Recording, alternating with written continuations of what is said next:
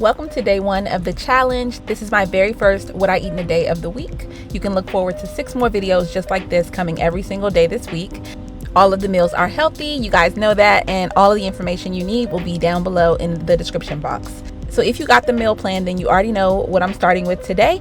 We're having the sausage and egg white sandwich on seed-tastic bread with some spring mix and hot sauce. And if you watched the Sunday prep video, then you know that I made this sausage from scratch. And if you want the recipe, you can check that video out. It's the one that went live right before this one. But you guys have seen me make this meal before, and the short video is already up on my channel. So if you want to watch that, I will have it linked below. And I'm serving the sandwich with a side of strawberries.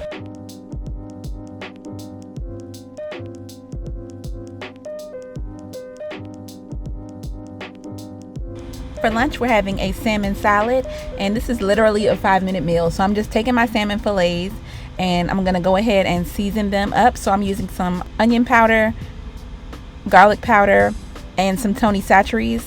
This is Creole seasoning. It has salt in it already, so you really don't need this and salt. And I'm only going to season the one side, and I'm going to show you why in just a second. So I'm adding a little bit of olive oil just to make it easier to rub everything in and to make sure that the moisture stays locked into the salmon. So I'm rubbing in all of those spices, and I'm using the spices that are left on the plate to season the skin. And this is what it should look like when you're done. Now I'm going to go ahead and cook it on high because you want to sear that skin really well. You want to get a nice crispy skin on the underside.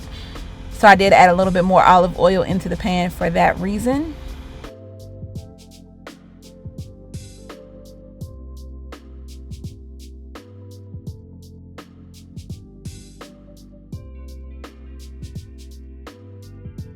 And this took about 4 or 5 minutes to cook.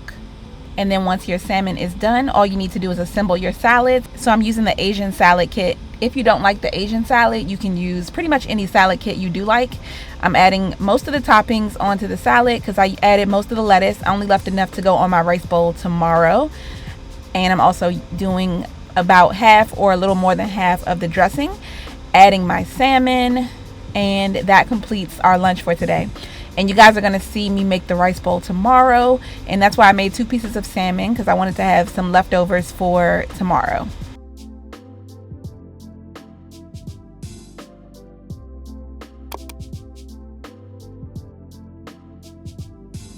And one thing I almost forgot to talk about was what a snack plate is. So I know you guys are like, what the heck is that? You see it on there, but you're not sure. So a snack plate is essentially an opportunity for you to get a large plate of food, but without having a lot of calories. So you can feel satiated after having a snack without going over your caloric intake for the day or your goal for your caloric intake. So an example of a snack plate would be like some grapes, some cucumber, 1 or 2 graham cracker squares, and some popcorn. So you do need to pay attention to the serving sizes that you're putting on your plate so that you can make sure you're staying at or below that 200 calorie range. I would say 250 is probably the max that you should be going for a snack plate. But if you do it wisely and you fill up on like the veggies and fruits and just have a little bit of the sweets and the salty snacks, then you can get that taste and kind of scratch those itches that you have and cravings that you feel for those sweet and salty foods, but also still get your fruits and veggies in and get the fiber and the things that actually make you feel full. And if you're having it with water, that's even better because you're going to feel even fuller. But it's a really quick, easy, and smart way to kind of hit those cravings and keep yourself on track. So if you like cookies, if you like granola bars, if you like your Cheez-Its and chips and all that stuff, don't feel like you can't eat that. You definitely can, and just make it a part of your snack plate. So rather than having just a granola bar for your snack, have a granola bar with half an apple or with a mandarin orange and some celery. Boom, there you go. You have a snack plate. You could also add some popcorn because you can eat a whole cup of popcorn. That the sea salt popcorn that I showed you guys is 35 calories for an entire cup. So you can put popcorn with pretty much every snack plate. By the time you put a cup of popcorn and your fruit and your vegetable and your sweet or salty snack, then you have an entire plate of food, and you can kind of just snack on it while you work or while you do other things, and it will really hit the spot. So I really am looking forward to you guys trying out snack plates. So I'm going to show you guys examples of these throughout the week, of course, because we're going to be having a snack plate almost every day. Now that you know what a snack plate is, it's time for me to show you how I'm building this one. So I'm starting with the leftover tomato from breakfast. I just used the rest of it, and I'm always using plum tomatoes. Those are my favorite. Next, I'm adding some grapes and 1 stalk of celery. And for my sweet element, I'm using these pumpkin spice almonds. These were from my pumpkin spice video. They're from Lidl. And I'm doing probably about 12 of those. And then I'm doing 1 to 2 tablespoons of the light sour cream. And I'm turning it into a dip using the ranch seasoning.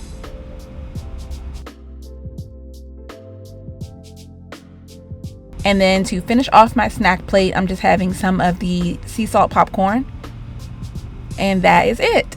So as you can see, it's really easy to make a snack plate that is filling and that is satisfying and that will hold you over until your next meal.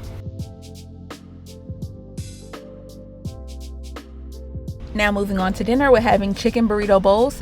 So the first step is going to be to get the rice going. So I am using the brown basmati rice from Aldi. In case you're interested, this is my favorite brown rice. Gonna go ahead and get that on the stove and let it boil. Now we can go ahead and cook our already marinated chicken. Of course, we're using the Southwest chicken for this. And I'm just going to get it into a pan with some olive oil and pop the top on so that it can cook all the way through before it gets too brown.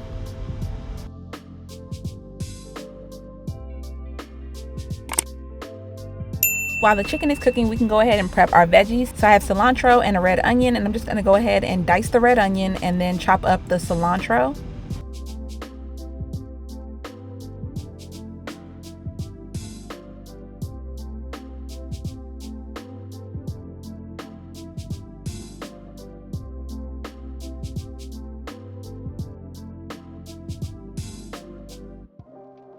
Now it's time to start on the black bean and corn mixture.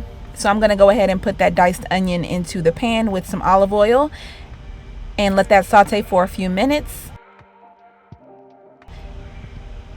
Then you just add your corn and black beans to the mix.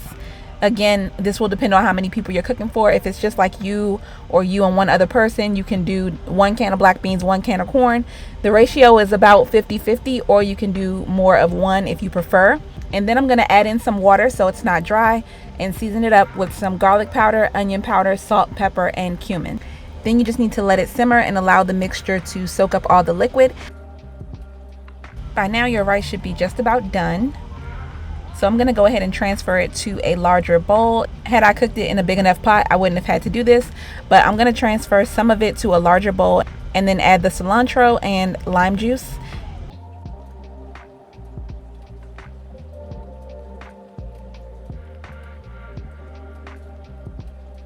Next, I'm going to go ahead and chop up some of the chicken, and then it is time to build our bowls.